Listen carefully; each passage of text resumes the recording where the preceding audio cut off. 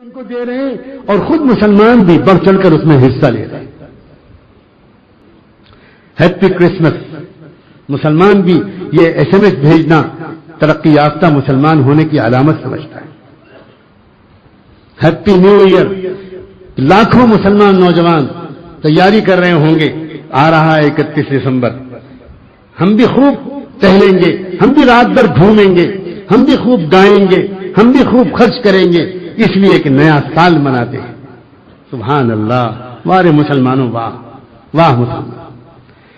ہزاروں لاکھوں لڑکیاں مسلمانوں کی اس 31 دسمبر کی رات میں شاندار کپڑے پہن کر, جینس پہن کر سڑکوں پر نکلیں گی, رات رات بھر تماشا کریں گی, اس لیے کہ ان کو یہ دکھانا ہے کہ ہم اصل میں عیسیٰ علیہ السلام کے بڑے قدر کرنے والے لوگ ہیں.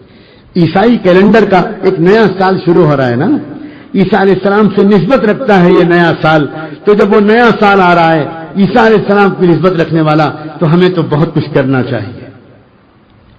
پھر یہ اس امت کا حال یہ بھی خراب ہوا کہ جب اس نے دیکھا کہ دنیا کے عیسائی عیسیٰ علیہ السلام کا جشن ولادت اس طرح مناتے ہیں, تو ان مسلمانوں کو یہ جوش آیا.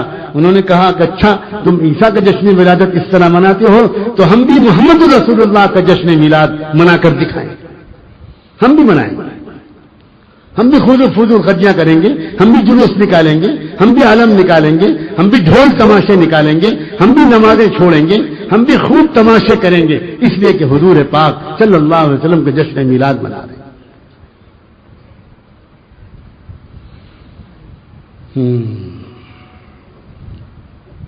آ رہا ہے وقت قریب.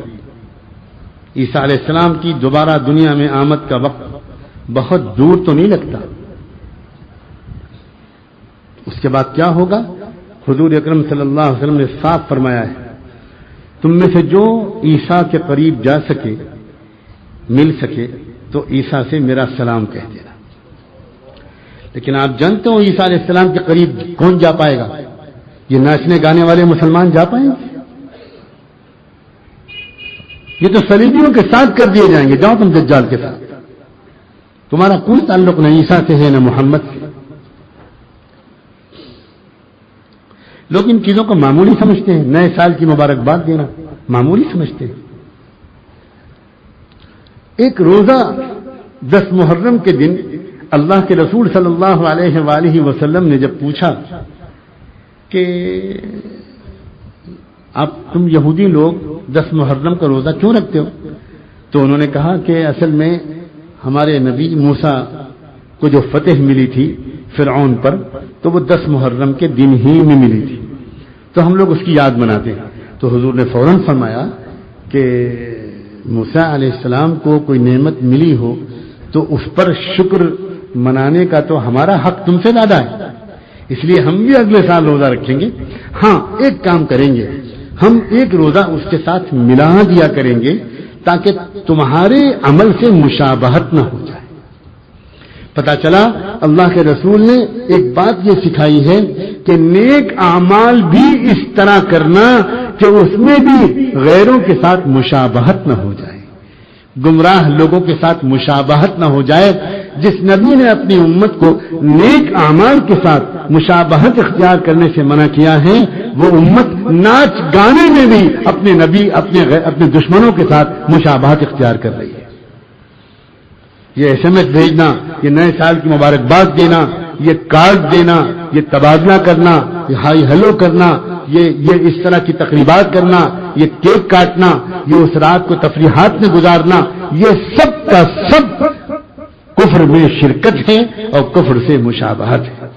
یہ اس سے کم نہیں ہے. آج کی اس مجلس میں اللہ تعالی ہمیں چند نعمتیں عطا فرما دے. پہلی بات, ہمارے دل کو ایک شدید گہرا تعلق ہو جائے عیسیٰ علیہ السلام سے, سارے نبیوں سے, اور اپنے محمد مصطفیٰ صلی اللہ علیہ وآلہ وسلم سے بھی, اور عیسیٰ علیہ السلام سب سے تعلق ہو جائے.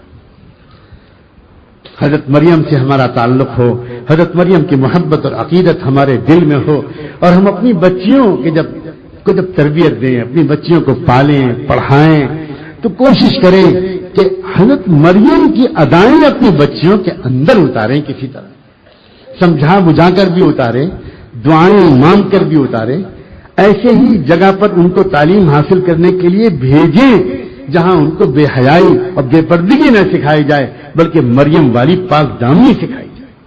ہر وہ نوجوان جس کی ابھی شادی نہ ہوئی ہو وہ اللہ پاک سے یہ دعا مانگے، اللہ مجھ کو بھی پاک دامن رکھیے اور اللہ مجھے کوئی پاک دامن شریک زندگی دے دے، اللہ مجھے کوئی پاک دامن بیوی عطا کر دے۔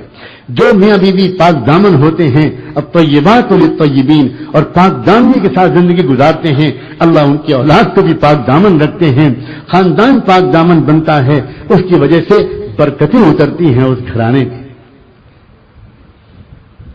عیسیٰ علیہ السلام کی شخصیت کا ایک پیغام محبت کا، خیر خواہی کا، خدمت کا، صبر کا، برداشت کا، ایثار کا بھی ہے۔ انہوں نے تو اپنے لیے کچھ کیا ہی نہیں۔ عیسیٰ علیہ السلام نے تو اپنا ایک گھر بھی نہیں بنایا، عیسیٰ علیہ السلام نے تو اپنی شادی بھی نہیں کی۔ عجیب و غریب بات ہے، چنانچہ حضور نے یہ بیان فرمایا کہ جب دوبارہ وہ دنیا میں اتریں گے تب ان کی شادی میری امت میں سے کسی کے ساتھ ہوگی۔ اللہ اکبر، خود حضور نے فرمایا، اور پھر ان کی اولاد بھی ہوگی۔ اور پھر ایک آخری بات اور سنو، حضور پاک صلی اللہ علیہ وسلم نے خود فرمایا ہے کہ عیسیٰ علیہ السلام جب دنیا میں دوبارہ آئیں گے تو اس کے بعد 40 سال رہیں گے اور 40 سال کے بعد ان کا انتقال ہوگا اور وہ میری قبر کے پاس مدینہ منورہ میں دفن ہوں گے۔ سلام ہو ام المومنین حضرت عائشہ رضی اللہ تعالی عنہا کے پر کہ حضور پاک صلی اللہ علیہ وآلہ وسلم اور صدیق اکبر ان دونوں کے بعد دو قبریں وہاں، دو قبروں کی جگہ اور تھی۔ حضور حضرت عائشہ کے شوہر تھے اور صدیق اکبر حضرت عائشہ کے باپ تھے، والد ماجد تھے۔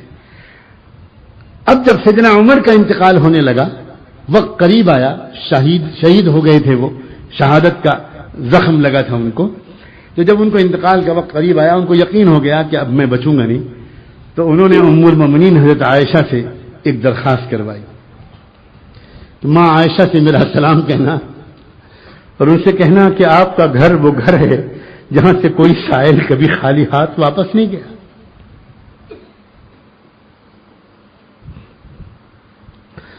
ماں آپ کا گھر وہ گھر ہے جہاں سے کبھی کوئی سائل واپس نہیں گیا۔ عمر مرتے وقت ایک درخواست کروا رہا ہے، اگر آپ اجازت دے دیں تو مجھے اپنے محبوب رسول اور اپنے محبوب ساتھی صدیق اکبر کی بغل میں جو تیسری قبر کی جگہ خالی ہے وہاں دفن ہونے کی اجازت دے دیں۔